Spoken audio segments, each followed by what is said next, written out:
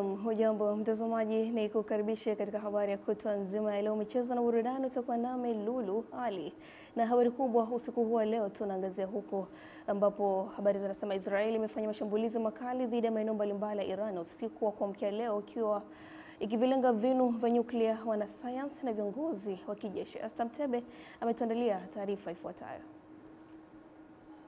Kwa mujibu wa serikali ya Iran, imeripoti vifo vya raia wakiwemo watoto, huku mkuu wa kikosi maalum cha walinzi mapinduzi Meja Hussein Salami ni miongoni mwa waliouawa, huku wengine waliouawa ni mbunge na mwanasayansi wa nyuklia Fayuddin Abbas na mkuu wa chuo kikuu cha teknolojia cha Azad mjini Tehran Mohammad Mehdi Tehranch. Waziri Mkuu wa Israel Benjamin Netanyahu amedai kuwa mashambulizi hayo yalidhamiria kuizuia Iran kuendeleza programu yake ya nyuklia ambayo amesema ni hatari kwa usalama wa Israel. Miongoni mwa miji iliyoshambuliwa ni mji mkuu wa Tehran, Qom na Tabriz, huku wizara ya usafirishaji ya Israel imelifunga anga la nchi hiyo, huku jeshi likisema litazamia mashambulizi kutoka Iran wakati wowote ambapo Iran nayo imelifungia anga lake sawa na taifa jirani la Iraq. Marekani imesema ilijulishwa kabla na Israel juu ya dhamira yake ya kufanya mashambulizi hayo, lakini imekanusha kuhusika kwa namna yoyote kwenye operesheni hiyo ambayo Netanyahu amesema itaendelea kadri itakavyohitajika. Waziri wa mambo ya kigeni wa Marekani Marco Rubio ameionya Iran dhidi ya kuchukua hatua yoyote kwa wanajeshi, maslahi na maafisa wa Marekani kwenye eneo la Cuba na Mashariki ya Kati. Tehran ilishasema tangu awali kwamba endapo mashambulizi kama hayo yangalifanywa dhidi yake, ingeliwachukulia wote walioshirikiana na Israel kuwa shabaha ya kulipiza kisasi. Astam Tebe, Channel 10+. Wakati hayo yakiendelea, mashirika ya ndege duniani yameanza kuchukua tahadhari kali baada ya wimbi la mashambulizi ya anga kati ya Israel na Iran likiendelea kuibua hofu duniani, huku mashirika ya ndege yakibadili njia zao na masoko ya mafuta na hisa yakiyumba vibaya. Anga ya Israel, Iran, Iraq na Jordan imefungwa kwa sehemu kubwa, huku mashirika kama Lufthansa, KLM, Emirates, Air India na Qatar Airways yakisitisha safari zao kuelekea maeneo hayo au kubadili njia zake kupitia Misri, Saudi Arabia, Uturuki na Azerbaijan. Pakistan, ambayo ndio nchi pekee ya Kiislamu yenye silaha za nyuklia, pia imelaani vikali mashambulizi ya Israel, ambapo waziri wa mambo ya nje wa taifa hilo Ishaq Dar ameandika kwenye ukurasa wa X kuwa Pakistan inasimama katika mshikamano na serikali na watu wa Iran. Kwa sasa dunia inatazama kwa wasiwasi hali hiyo inayozidi kuchochea hofu ya kuongezeka kwa mzozo wa kikanda usiokuwa na dalili ya kufikia mwisho wa haraka.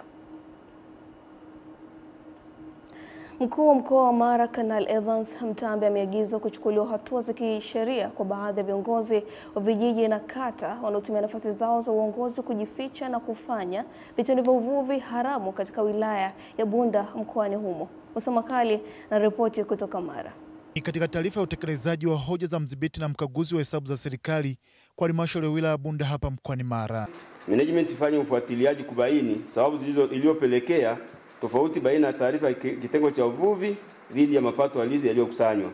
Mkuu wa mkoa wa Mara Kanali Evans Mtambi analazimika kutoa onyo kali kufuatia vitendo hivi vya uvuvi haramu kuanza kuonesha viashiria, huku vikidaiwa kufanywa na baadhi ya viongozi wa ngazi za chini kwa kutumia mwamvuli wa uongozi wa serikali. Kuhakikisha kuchukua hatua. Kwa utafiti ambao tumefanya, inaonekana viongozi wa ngazi za chini wanajihusisha na shughuli za uvuvi haramu, na operation ikifanyika asilalamike mtu.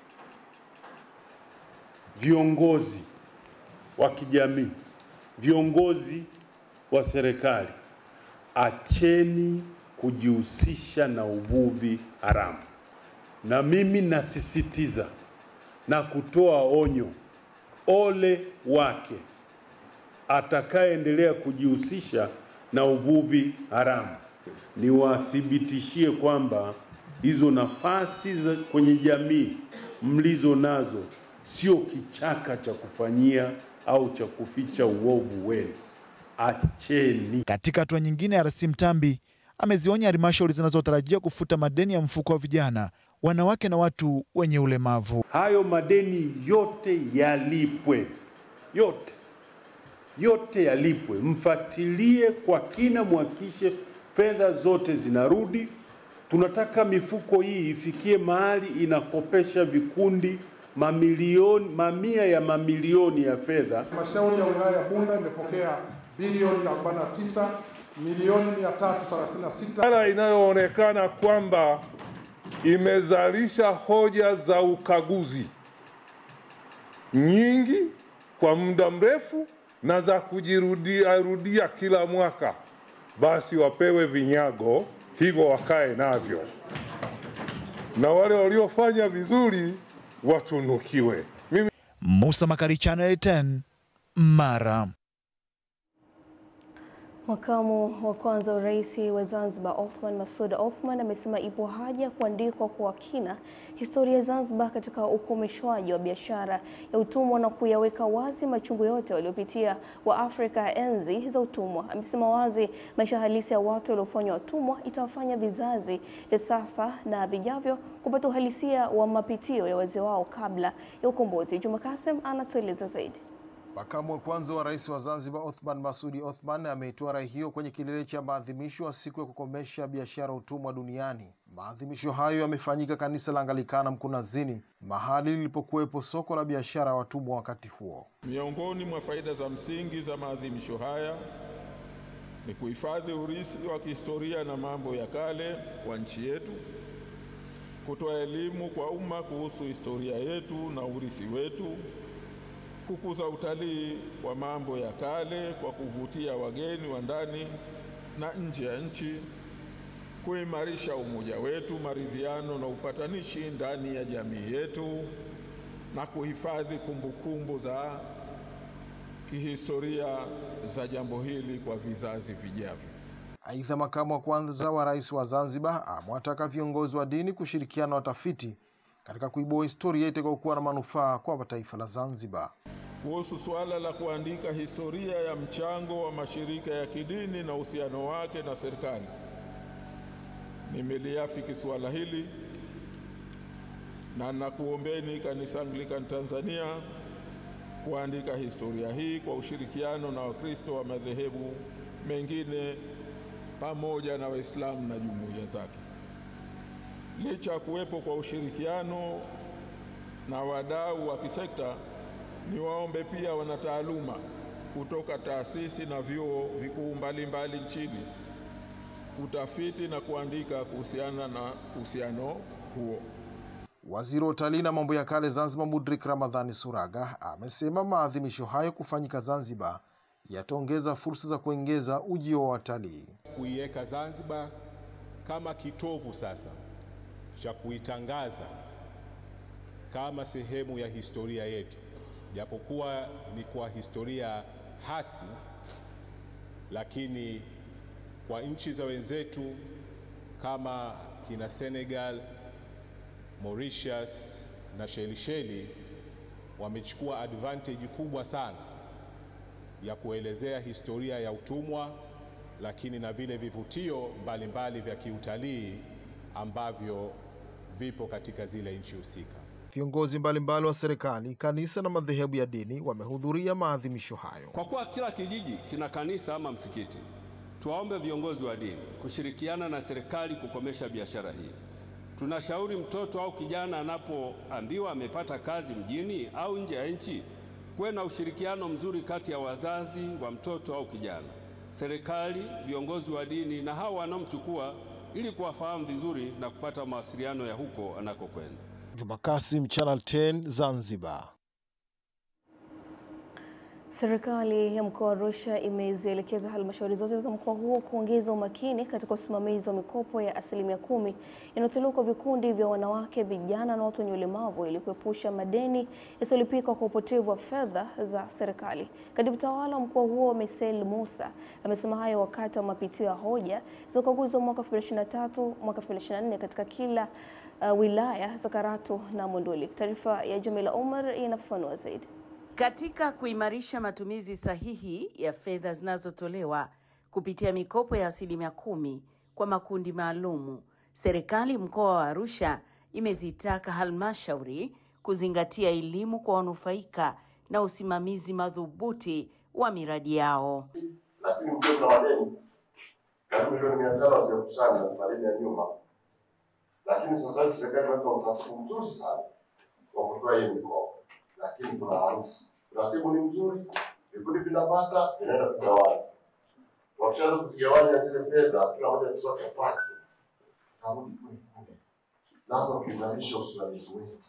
Kwa upande wake, mkaguzi mkuu wa nje wa hesabu za serikali mkoa wa Arusha, Valence Rutakiamirwa, amesisitiza haja ya management za halmashauri kuwa na mikakati ya ndani kushughulikia hoja za ukaguzi. Halmashauri inaweza kupata hati safi au hati inayoridhisha, lakini ndani yake kuna miradi mingi ya maendeleo hajatekelezwa, huduma za afya haziendi inavyotakiwa, mikopo ya wanawake, vijana na watu wenye ulemavu haijarejeshwa, mapato hayakusanywa inavyotakiwa, lakini ina hati inayoridhisha. Kwa hiyo ninaishauri halmashauri nguvu inayozitumia katika kupata hati safi izitumie katika kuzuia hoja za ukaguzi. Hii itasaidia kwamba umepata hati safi na majukumu ya halmashauri yametekelezwa kadri inavyotakiwa. Katika wilaya ya Karatu, viongozi wa halmashauri hiyo wameeleza hatua wanazochukua kufuatilia na kutekeleza maagizo ya serikali. Tuongeze bidii huko tunakoelekea. Tusiwe tuna focus hapa mbele tu kwenye miguu yetu. Tuangalie miaka 10-15 ijayo. Kila mmoja mkuu wa idara afikirie Karatu ijayo iwe ya namna gani. Niseme kwamba ofisi yangu itasimamia vizuri yale yote ambayo imeelekeza, na niwaombe wataalamu katika kila sekta hoja ambazo zimeelekezwa tuzifanyie kazi kwa wakati ili tuweze kuziondoa, tusiwe na hoja ambazo hazina msingi. Jamila Omar, Channel 10, Karatu, Arusha.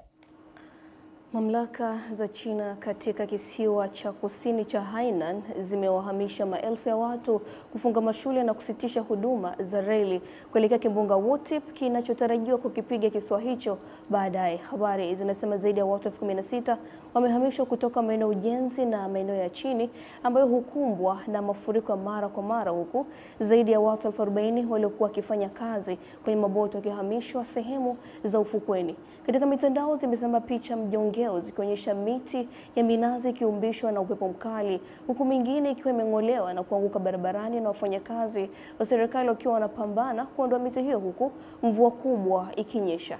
Kimbunga Wutip ndicho cha kwanza kuipiga China mwaka huu na kilianza katika bahari ya kusini mwa China Jumatano, kulingana na shirika la utabiri wa hali ya hewa la China CMA, na huenda kikapiga sehemu za pwani kutoka Guangdong magharibi hadi Guangxi siku ya Jumamosi, kikiwa na makali yake kabla kugeuka na kuelekea kaskazini mashariki.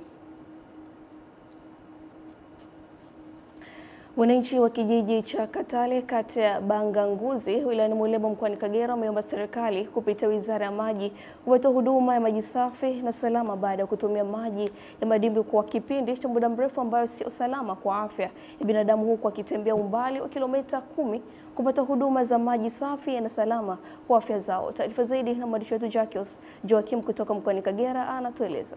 Wakizungumza kwa nyakati tofauti, wananchi hao wa kata ya Buganguzi wilayani Muleba mkoani Kagera wameamua kupaza sauti zao wakimwomba Rais wa Jamhuri ya Muungano wa Tanzania Dr. Samia Suluhu Hassan kutatua changamoto ya kukosa maji safi na salama, wakiishia kutumia maji ya madimbwi ambayo sio salama kwa afya ya binadamu. Wameendelea kusema kuwa waliahidiwa kupata huduma ya maji katika kipindi cha miaka 5 iliyopita, na mpaka sasa ni mwaka wa 6 hawajawahi kupata huduma hiyo ya maji baada ya kuanzisha mradi huo na kuishia njiani. Tumeahidiwa yakaanzishwa namo awamu ya miaka 5 iliyopita. Sasa tunaenda mwaka wa 6, hatuna maji.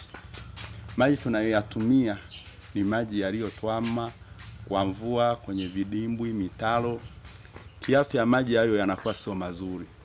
Hususani wanawake wetu na wakina mama pamoja na mabibi huwa wanaendaga kuchota maji. Kwa hiyo changamoto ni nyingi, maji ambayo yametwama.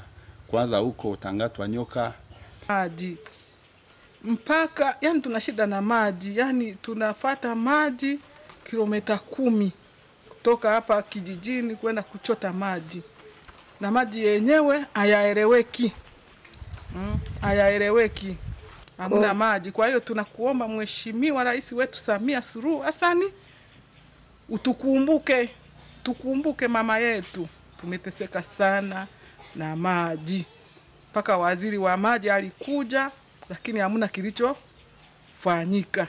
Katibu wa siasa na uenezi kata ya Buganguzi amesema kuwa mradi wa maji ambao umegharimu zaidi ya shilingi bilioni 3 umechukua muda mrefu bila kukamilika, na kusema kuwa wananchi wanateseka na huduma ya maji, huku wengine wakisema kuwa mpaka kituo cha afya kinakosa huduma ya maji. Kwa mradi ambao uligharimu zaidi ya bilioni 3 na milioni kadhaa, mradi wa maji umechukua takriban saizi miaka 3 bila kumalizika. Kwa kweli, kusema ukweli, watu wa kata yetu ya Buganguzi tunateseka sana kuhusu maji. Yangu kubwa ni tatizo la maji. Maji tumeahidiwa ni muda mrefu, yapata ni miaka 5, lakini tangia ujenzi umeanza kwa sasa hivi ni miaka 2, hatujaona lolote linaloendelea. Mradi ulizinduliwa tangia mwaka jana. Tunaahidiwa kwamba mwaka huu tutapata maji, lakini mpaka sasa hivi hatujapata jibu la maji. Wananchi wamemaliza kwa kusema kuwa tatizo la ukosefu wa maji limekuwa sugu katika kata ya Buganguzi, na kumwomba Rais wa Jamhuri ya Muungano wa Tanzania Dr. Samia Suluhu Hassan kuingilia kati kutatua changamoto hiyo. Kutoka wilayani Muleba mkoani Kagera, Jacques Joachim, Channel 10. Rais wa Jamhuri ya Muungano wa Tanzania Mheshimiwa Daktari Samia Suluhu Hassan anatarajia kufanya ziara ya kikazi mkoani Dodoma ikiwa na Rais wa Benki ya Maendeleo ya Afrika Dr. Akinwumi Adesina, ambapo atakagua miradi mbalimbali ya maendeleo ukiwemo uwanja wa ndege wa Msalato na kuzungumza na wananchi. Mwandishi wetu Leonard Mwacho kutoka Dodoma ana taarifa zaidi. Akitoa taarifa ya ziara hiyo akiwa na kamati ya usalama, mkuu wa mkoa wa Dodoma Bi Rosemary Senyamule amesema ziara hiyo inatarajiwa kufanywa Juni 14 mwaka huu, ambapo Mheshimiwa Rais atakagua barabara ya mzunguko na kiwanja cha ndege cha Msalato kinachogharimu zaidi ya bilioni 350. Mheshimiwa Rais atakagua mradi wa ujenzi wa kiwanja cha ndege cha Msalato ambacho kimejengwa kwa gharama ya shilingi bilioni 359, na pia atakagua ujenzi wa barabara ya mzunguko wa nje kipande cha kuanzia Mtumba Veyula mpaka eneo la Nala, ambapo pia barabara hiyo kwa ujumla wake inajengwa kwa gharama ya shilingi bilioni 221.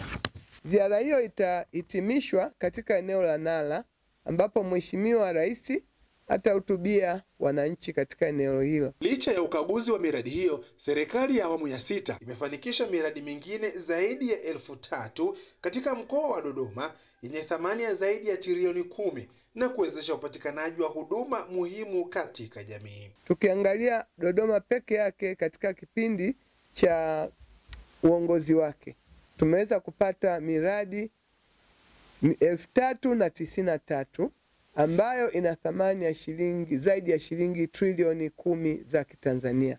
Sasa hivi tuna vituo vya afya vyenye vifaa vya kisasa kabisa pamoja na wataalamu. Kupitia fedha hizo pia sasa hivi tuna shule mpya zenye majengo bora na kuvutia sana.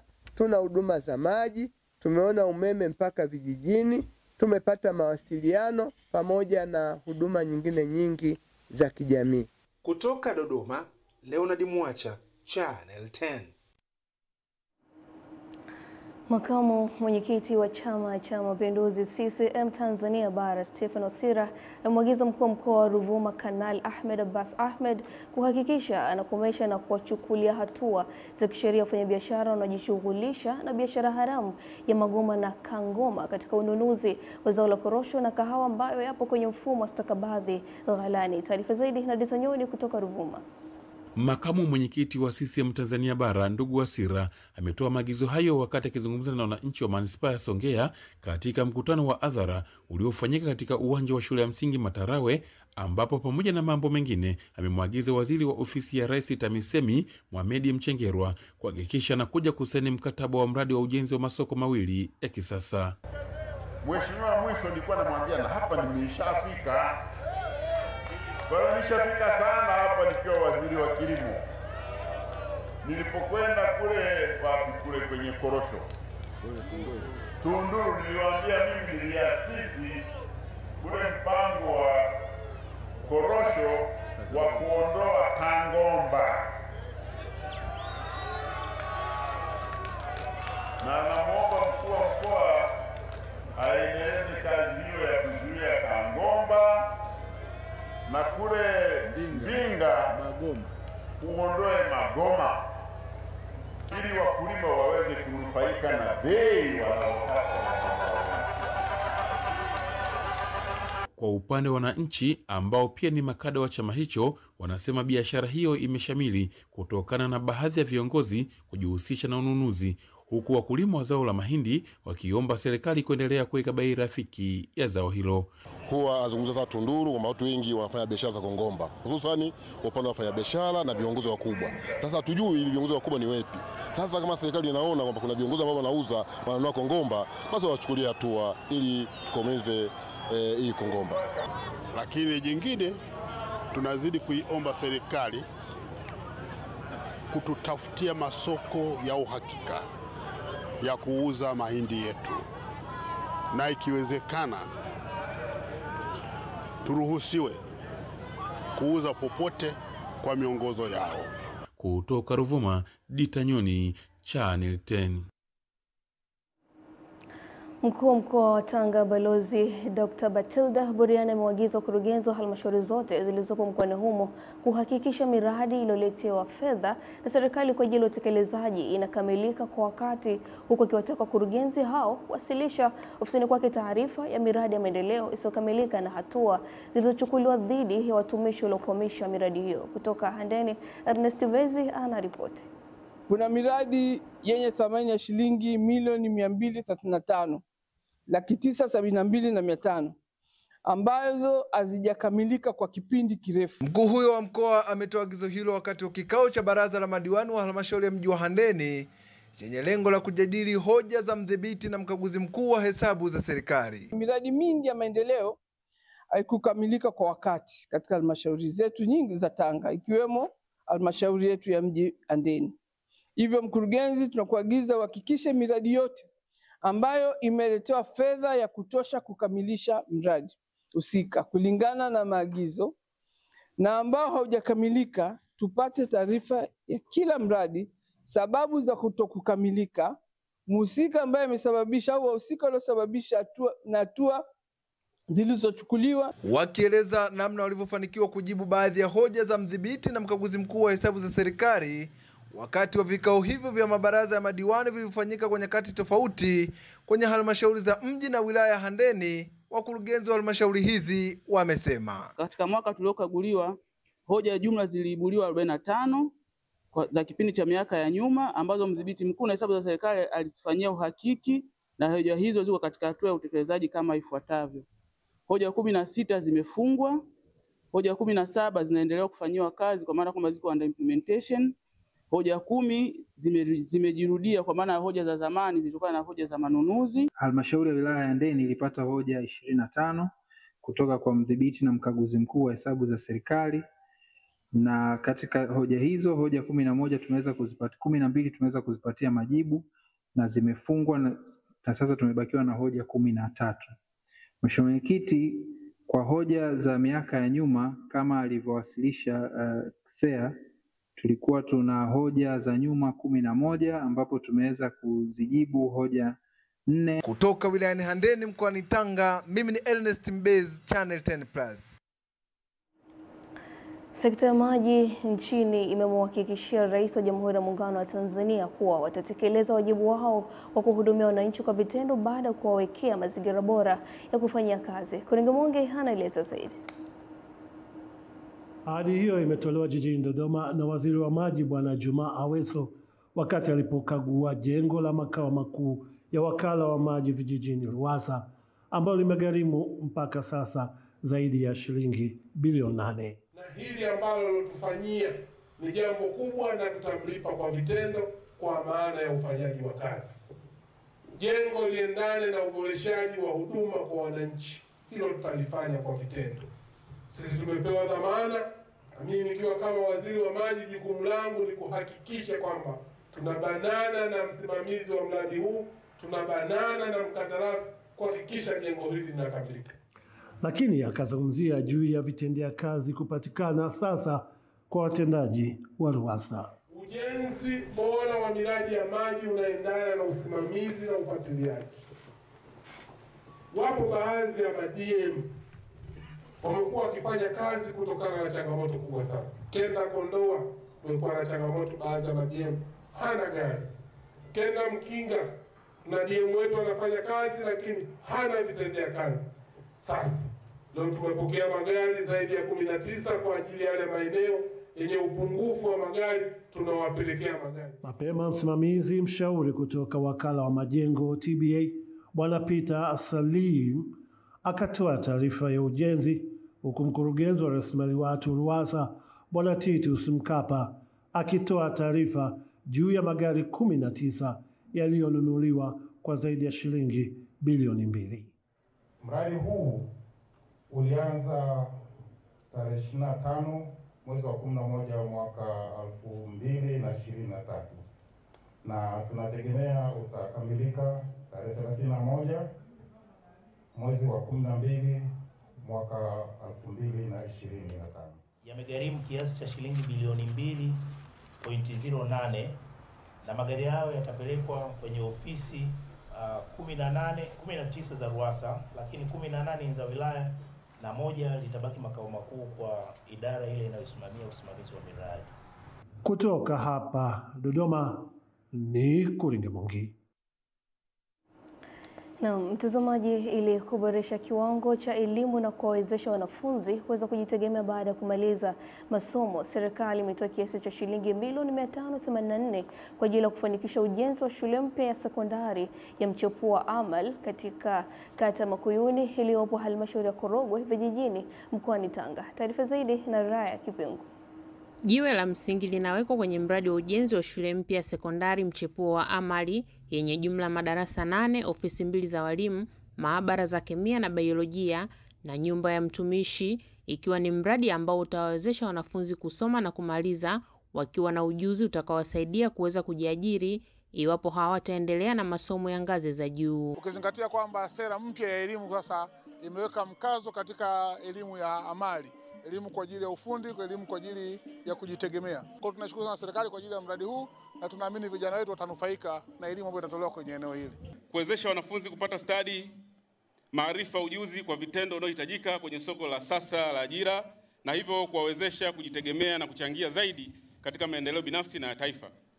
2, wanafunzi kupata ujuzi unaowezesha kujiajiri na kuajiriwa ndani na nje ya Tanzania. Kwa hiyo itakuwa ni fursa kwa vijana wetu waliopata maarifa ya ufundi ambayo yatawezesha kujiajiri ama kuamua kuendelea na masomo ya elimu ya juu. Na hapa yanaelezwa maono ya Mheshimiwa Rais Dr. Samia Suluhu Hassan katika kuona elimu inamkomboa mtoto wa Kitanzania. Jengo tumeliona limezingatia sifa na mahitaji yote, na kwa kila ambacho kimeandikwa kwenye ile BOQ ya ujenzi huu, kwa kweli umefuata utaratibu wote.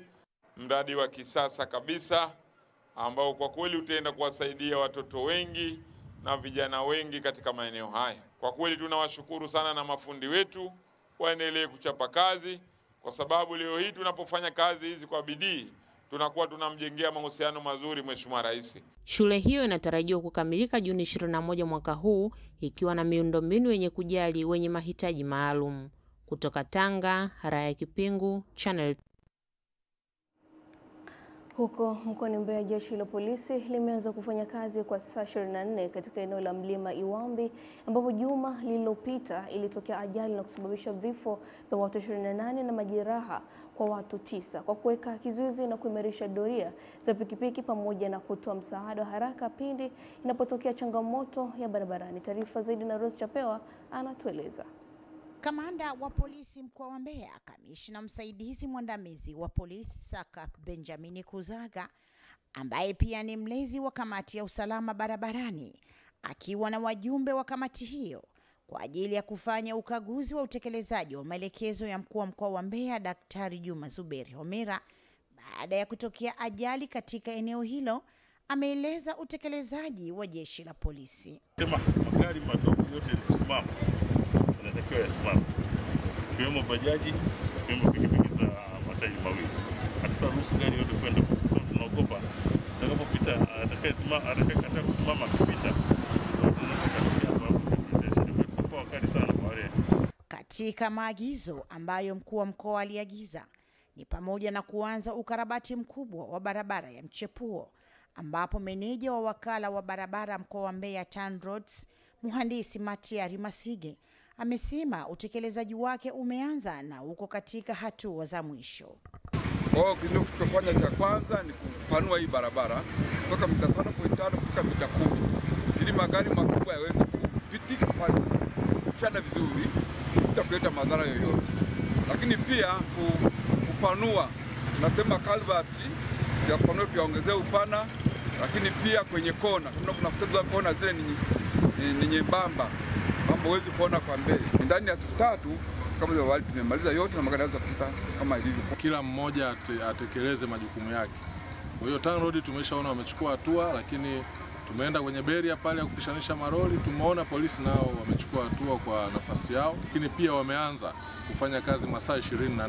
Tutarajii tena kukutana na matukio makubwa ya ajali haya kama kila moja atatekeleza wajibu wake. Juni 7 mwaka huu majira ya usiku ilitokea ajali katika eneo la Mlima Iwambi, barabara kuu ya kutokea Mbeya kuelekea Tunduma mkoani Songwe, na kusababisha vifo kwa watu 28 na kujeruhi wengine 9. Na Juni 8 mwaka huu mkuu wa mkoa wa Mbeya Mheshimiwa Daktari Juma Zuberi Homera alitembelea eneo hilo na kisha akatoa maagizo. Kutoka mkoani Mbeya, mimi ni Rose Chapewa wa Channel 10. Familia 4 katika kitongoji cha Isingiro kata ya Lwamgasa wilayani Geita zilizovunjiwa makazi yao na mtambo haina bulldozer wa mgodi dhahabu wa Buckreef baada ya kuvamia makazi yao usiku wa manane wamekabidhiwa nyumba mpya zilizojengwa na mgodi huo kama sehemu ya fidia.